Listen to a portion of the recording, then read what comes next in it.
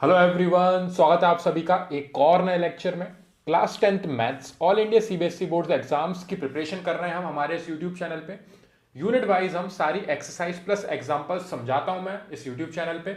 हमारी current unit चल रही है अर्थमेटिक प्रोग्रेशन। एक्सरसाइज 5.2 का हमारा आज का क्वेश्चन है क्वेश्चन 3। क्वेश्चन फर्स्ट और सेकंड में प्रीवियस वीडियो में समझा चुका था। आज की वीडियो में हम समझेंगे क्वेश्चन थर्ड। क्वेश्चन है हमारा, in the following AP find the missing terms in the boxes. तो यहाँ पे मैंने सेम जो एनसीईआरटी में हमें क्वेश्चन गिवन है, मैंने सेम बॉक्सेस बना के यहाँ पे सेम टू सेम लिख के रख रखा है। हमें पांचों में जो मिसिंग बॉक्सेस हैं हमारे, उनको फिल करना है। ठीक है, अब यहाँ पे सबसे इंपॉर्टेंट चीज जो गिवन दी है वो है कि इन द फॉलोइंग एपी। तो ये सब एपी में है, अगर ये एपी में नहीं होते तो फिर इसको फाइंड करना इम्पॉसिबल हो जाता। ठीक है, तो एपी में है, इसके वजह से हमारा जो कॉमन डिफरेंस है, यानी कि यहां से यहां तक का जो डिफरेंस है वो इधर से इधर तक के डिफरेंस के इक्वल होगा। तो इन दोनों के बीच का डिफरेंस सेम रहेगा। सेम यहां पे चारों के बीच में अलग अलग डिफरेंस जो है वो सेम आएगा। सेम यहां पे निकालेंगे तब भी सेम डिफरेंस निकलेगा। तो ये इन द फॉलोइंग एपी की वजह से, डिफरेंस सेम होने की वजह से हम इन बॉक्सेस को फिल कर सकते हैं। अब एपी का हमारा सिंपल एक फॉर्मूला था जो हमने पढ़ा था, A N is equal to A plus N minus one into D. अब इसी फॉर्मूले को यूज करेंगे। किसी किसी क्वेश्चन में हमें ए रहेगा हमारे पास, किसी में हमारे पास डी रहेगा। जो भी अननोन रहेगा उसको हम यहां पे फाइंड करके लिखेंगे। ठीक है, तो ए एन कौन सा होगा, हमारा nth टर्म, यानी कि यहां पे हमारा जो लास्ट टर्म है उसको हम ए एन मानेंगे। सो ए एन की वैल्यू फर्स्ट क्वेश्चन के हिसाब से, अब हम फर्स्ट क्वेश्चन के हिसाब से देखते हैं। फर्स्ट क्वेश्चन के हिसाब से हमारी ए एन की वैल्यू है 26। ठीक है, और ए है हमारा फर्स्ट टर्म, वो हमें गिवन दे रखा है 2। कॉमन डिफरेंस हमें पता नहीं है यहाँ पे, इसलिए हम बीच वाला टर्म नहीं फाइंड कर सकते, लेकिन हमें n पता है। नंबर ऑफ टर्म्स हमारे पास 1, 2 और 3, टोटल 3 है नंबर ऑफ टर्म्स। तो n की जगह पे हमने 3 लिख लिया। अब इसी फॉर्मूले में हम वैल्यू पुट करेंगे। an की जगह पे आएगा 26 इज इक्वल टू, a की जगह पे आएगा 2 प्लस n हमारे पास 3 है तो 3 माइनस 1 इंटू डी हमें फाइंड करना है। सो यहाँ पे 2 को वहां ले जाके सब्ट्रैक्ट करूंगा सबसे पहले मैं, तो 26 में से 2 हमारे सब्ट्रैक्ट होंगे इज इक्वल टू, यहां पे 3 माइनस 1 जो है ये हो जाएगा हमारा 2 और मल्टीप्लाई में डी। ठीक है, अब यहां पे हमारा कॉमन डिफरेंस फाइंड करना है। तो सबसे पहले जो ये हमारी न्यूमेरिकल वैल्यू 2 थी, ये उस साइड जाके सब्ट्रैक्ट होगी तो ये 24 हो जाएगा। ये 2 जो यहाँ पे मल्टीप्लाई में है इस साइड डी के साथ, ये हमारा अपॉन में आएगा और इक्वल टू में हमारा रहेगा डी। अब ये 2 से कैंसिल आउट हुआ हमारा 24, ये जाएगा 12 टाइम्स, यानी डी, यानी कि कॉमन डिफरेंस हमारा फर्स्ट क्वेश्चन के हिसाब से आ चुका है 12। अब कॉमन डिफरेंस 12 है, यानी कि यहां से यहां तक के बीच का डिफरेंस हमें 12 मिल चुका है।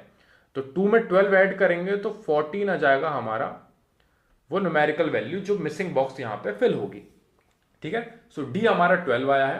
फर्स्ट टर्म हमारा 2 था, तो जब हम फर्स्ट टर्म में कॉमन डिफरेंस को ऐड कर देंगे तो हमें सेकेंड टर्म मिल जाता है, यानी कि A2।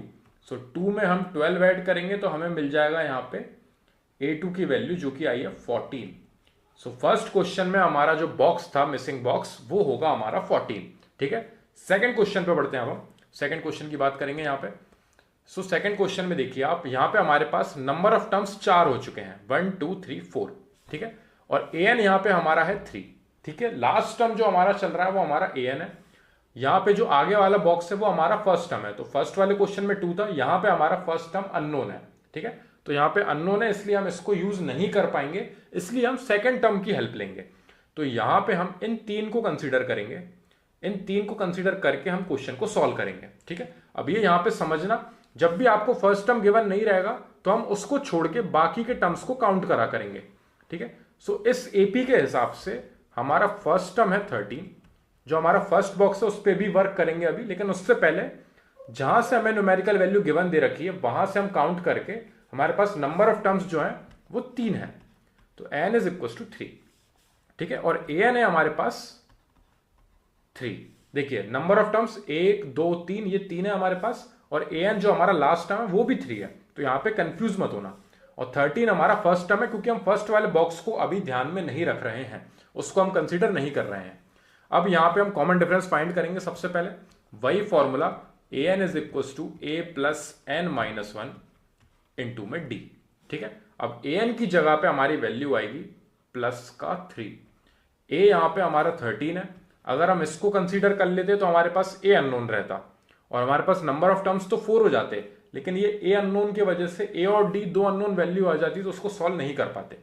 सो यहाँ पे 13 आएगा हमारा, प्लस एन है हमारे पास 3, यानी कि 3 माइनस 1 इंटू में है हमारा डी।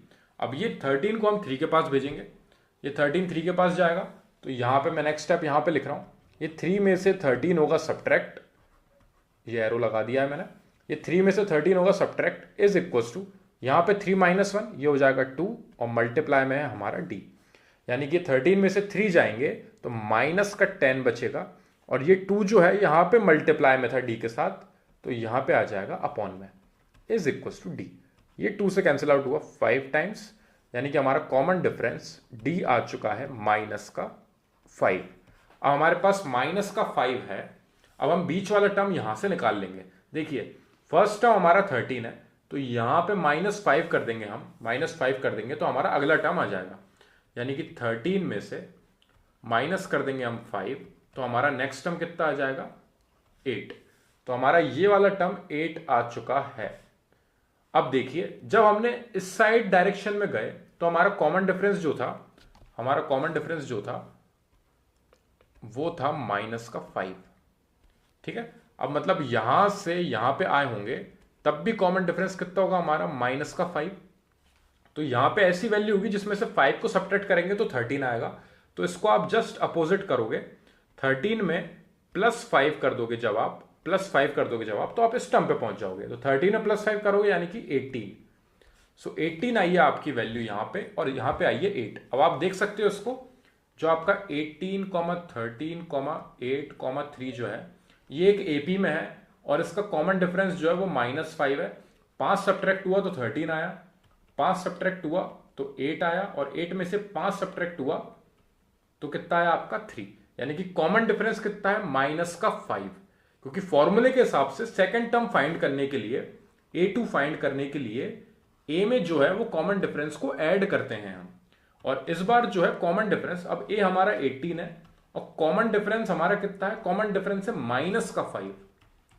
सो इस हिसाब से सब्ट्रैक्ट हो रहा है, वरना इवेंचुअली फॉर्मूले के हिसाब से प्लस का साइन रहता है। हमारा कॉमन डिफरेंस नेगेटिव में आया है, याद रखना। दोनों क्वेश्चन में आपको समझ में आएगा। यहां पे जो फर्स्ट टर्म है और जो लास्ट टर्म है, देख सकते हो आप, यहां पे टर्म जो है वो बड़ा है, वैल्यू बड़ी है, तो कॉमन डिफरेंस पॉजिटिव होगी। अब यहां पे देखोगे आप, यहां पे 13 गिवन था और आखिरी में 3 गिवन था, यानी कि रिड्यूस हो रही है वैल्यू, तो कॉमन डिफरेंस माइनस का आया। अब नेक्स्ट क्वेश्चन पे बढ़ते हैं हम, थर्ड वाले पे। थर्ड वाले की एपी है हमारी। अब क्वेश्चन थर्ड में हमें, इसमें क्लियर है हमारे पास कि ए हमें गिवन है 5, नंबर ऑफ टर्म्स हमारे पास कितने हैं 1 2 3 4, तो टोटल नंबर ऑफ टर्म्स है हमारे पास 4, और ए एन की वैल्यू है हमारे पास 9.5। ठीक है, ये क्लियर होगा। यहां पे मैंने सिर्फ टर्म्स को लिखा है, जो मैं प्रीवियस दोनों क्वेश्चनों में आपको करके आया हूं, वही सेम चीज करी है मैंने। अब वही सिंगल फॉर्मूला है, उसमें हम वैल्यूज रखेंगे। इस फॉर्मूले को मैं वापस नहीं लिख रहा हूं। ए एन की जगह पे हमारा आएगा 9.5 इज इक्वल टू, ए की जगह पे आएगा हमारा प्लस का 5, n-1 यानी कि 4-1, क्योंकि n की वैल्यू 4 है, और d हमें फाइंड करना है कॉमन डिफरेंस। ठीक है, अब यहां से हम इस साइड में कर रहे हैं सॉल्व।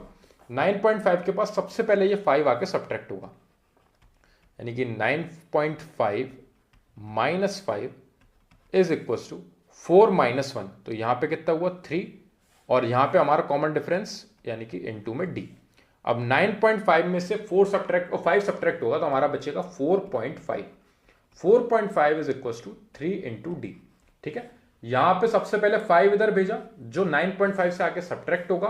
4-1 3 था, तो 3 मल्टीप्लाई बाय डी यहां पे सेम लिखा हुआ है। अब जो यहां पे मल्टीप्लाई में है उस साइड जाके डिवाइड में पहुंचेगा। ठीक है, अब यहां पे आके डिवाइड में पहुंचेगा, यानी कि हमारी नेक्स्ट स्टेप होगी 4.5 divided by 3 is equal to common difference यानी कि डी। अब ये 3 से 4.5 1.5 टाइम कैंसिल होता है, जिसको इसमें कंफ्यूजन लगे वैसे ये कैंसिल होता है 1.5 टाइम्स। जिसको कंफ्यूजन लगे वो ऐसा करना कि 4.5/3 जो है इज इक्वल टू डी, इसमें से पॉइंट हटाना और नीचे एक जीरो बढ़ा लेना। पॉइंट हटाते तो नीचे जीरो बढ़ता, ये क्लियर होगा। अब यहां पे ये दोनों 15 की टेबल में आते हैं। 15 3 45, 15 2 30, 3/2, 3 डिवाइडेड बाय 2 आपका 1.5 होता है। आप चाहो तो यहीं पे कैंसिल आउट कर सकते हो, क्योंकि 3 की टेबल में 45 15 टाइम्स आता है, तो 4.5 दी थी वैल्यू, तो 1.5 हो जाएगा। अब कॉमन डिफरेंस आपको 1.5 मिल चुका है। आपका फर्स्ट टर्म 5 था, उसमें जब आप 1.5 ऐड कर दोगे तो यहां पे आ जाएगा आपका 6.5, उसमें आप 1.5 ऐड कर दोगे तो आपकी वैल्यू आ जाएगी 8, और 8 में 1.5 आप ऐड कर दोगे तो आपकी वैल्यू आ जाएगी 9.5। आपने ये एपी फॉर्म कर ली है, इनको ले जाके ऊपर बॉक्स में लिखना है। तो 6.5 और 8, सो यहां पे 6.5 और हमारा आएगा 8। तो 5, 6.5, 8, 9.5 नीचे देख सकते हो चेक करने के लिए, 5, 6.5, 8, 9.5। आई होप ये वाली एपी आपको क्लियर समझ में आ गई होगी। नेक्स्ट क्वेश्चन पे बढ़ते हैं हम। फोर्थ क्वेश्चन में हमारे पास ए गिवन है वापस -4, और लास्ट टर्म हमारे पास गिवन है 6, यानी कि जो हम ए एन मानेंगे। ठीक है, सो यहां पे हम नीचे लिखते चलते हैं इसको। ये एपी का मैं देखो 5 टर्म्स है टोटल, 1 2 3 4 5 6 टर्म्स है टोटल, तो यहाँ पे 6 टर्म्स है। तो हमारे पास जो फोर्थ क्वेश्चन है उसके हिसाब से हमारा ए जो है वो -4 है, नंबर ऑफ टर्म्स हमारे पास है 6, लास्ट टर्म हमारे पास है वापस 6, कॉमन डिफरेंस हमें नहीं पता है, वो हम फाइंड करेंगे। सबसे पहले एक बार क्रॉस चेक कर लेते हैं। ए -4, नंबर ऑफ टर्म 6 और ए एन 6, ए एन हमारा 6, ए हमारा -4 है, नंबर ऑफ टर्म्स 1 2 3 4 5 6, और हमारा लास्ट टर्म भी 6 है। ठीक है, सो यहां पे इस तरीके से हमने मेंशन करा, वही formula a N is equal to A plus N -1 into में डी। तो यहां पे ए एन की जगह पे आएगा 6 इज इक्वल टू, ए की जगह पे आएगा हमारा -4 प्लस एन -1 यानी कि 6 -1 इंटू में डी, आपका कॉमन डिफरेंस जो आप फाइंड कर रहे हो, यानी कि 6 और ये -4 उस साइड जाके +4 हो जाएगा, इक्वल टू के उस साइड जाएगा, इज इक्वल टू 6 -1 आपका वो 5 इंटू में डी।